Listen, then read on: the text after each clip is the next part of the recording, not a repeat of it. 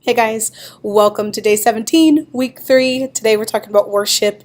We've been talking about prayer and faith this week, so I wanted to talk about worship and really opening up our worship. So the title of today is called What's in My Worship? So why do we worship and what's in it for God, what's in it for us?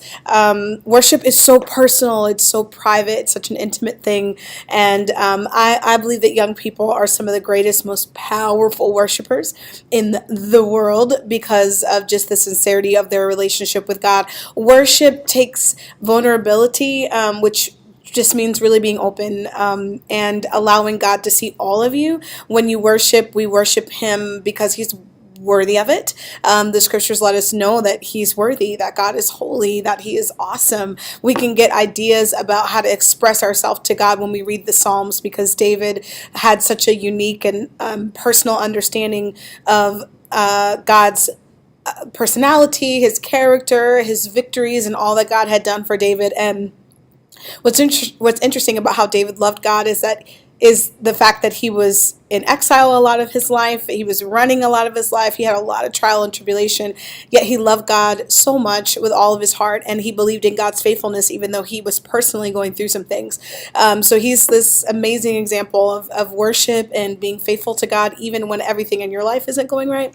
But when we worship from a place of truth, when we worship from a place of sincerity with God, we are filled on the inside. The scriptures are clear that God inhabits the praises of His people. So He comes near to us when we praise. He is in the midst of us when we worship. And we worship God out of this place that says, God, I'm not worshiping because you're giving me something. I'm not worshiping because you did something for me. I'm just worshiping you because you're God, period. And in that place, we get fulfilled by God. So you don't come to God in worship to get something from Him, but we get something from Him when we worship. He comes in, He begins to heal, He begins to move in areas in your life that you weren't even sure how to ask Him to move when we worship. So I love when young people worship. I feel like they're the most passionate worshipers on the planet, but I also think that it's a subject that's actually really difficult for young people to grasp. So you may have difficulty opening up to God and worship.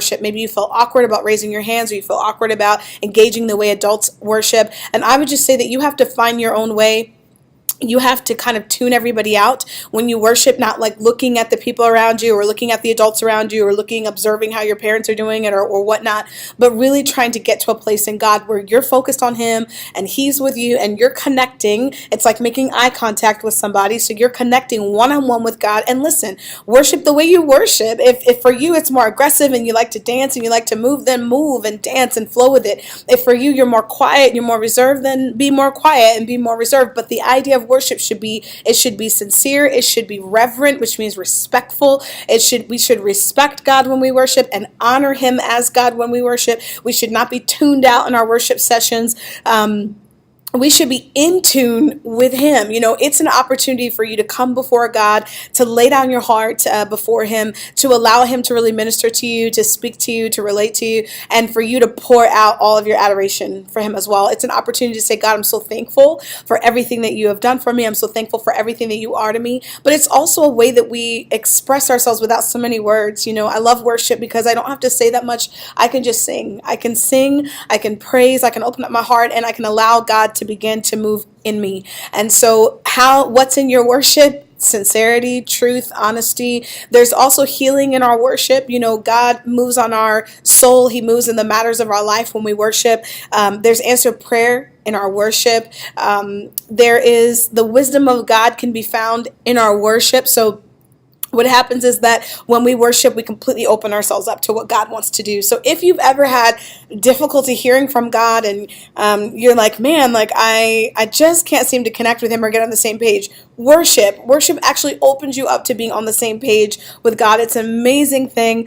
So I would really encourage you that maybe you need to tap into your worship and really learn how, and give yourself a break, okay? Because you have to practice. If you're not that great at it, and you're saying, Prophet D, I'm just really not that great at it, and I get a little embarrassed about it, well, just work on it. Work on it at home. Put on that worship cut that's your favorite cut. Put that on at home and just begin to work on your well of worship, because I always say that you kind of have to build it up, and it's not automatic, okay? So you're not going to automatically know, oh, this is how I worship and I'm really, really great at it. Some people maybe, but practice, okay? Practice worshiping alone, at home, worshiping God, opening up your mouth, not being embarrassed, and do that, work on that, because when you do, then when you get in public environments like church or service, you won't be so awkward about worshiping in front of people. I would say take a risk. Be that teenager in the room that lifts up their hands like they're crazy and completely shows the others an example of what to do, because I've learned even in my own youth group, I have a few worshipers, and when they go for it, they don't care who's looking,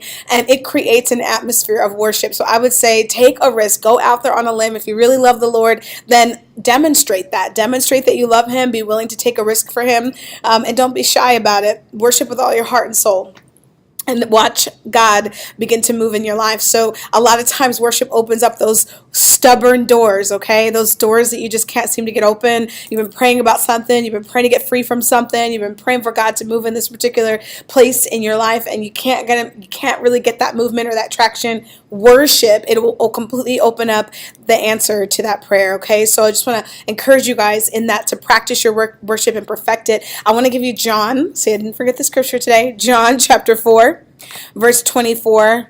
And actually, I'm gonna go back a little bit. So we're gonna go to verse 21. It says, Jesus said to her, "Woman, believe me, the hour is coming when you will neither on this mountain nor in Jerusalem worship the Father. You worship what you do not know. We know what we worship, for salvation is of the Jews. But the hour is coming, and now is, when the true worshipers will worship the Father in spirit and truth. For the Father is seeking such to worship him. God is spirit, and those who worship him must worship in spirit and truth." So sincerity, and being a part of the family of God, meaning having had received Christ and confessed that he is the Lord, and been saved and gone through your born again, really important experience in your life where God begins to be the Lord, literal Lord of your life. That's a part of it, being able to worship him in spirit, meaning being of one body, one spirit, but also in truth. Worshiping him for who he is, being honest with him when you worship, and really bringing to God what he deserves in all honesty, in all truth, just kind of laying it all before him and being authentic in your worship. God can see right through it when we're not really worshiping, we're not really honoring him, just kind of going through the motions. So we don't want to be the generation that goes through the motions. We want to be the generation that worships him in spirit and in truth. So that's what we're pressing for, and that's what I'm pressing you for. I want you to continue to believe God this week, all week long. Go to that next level. So if you're used to just worshiping a few moments, spend a little bit longer before God in worship. Just allow him to minister to your soul. All right, guys, I'll see you on the next one.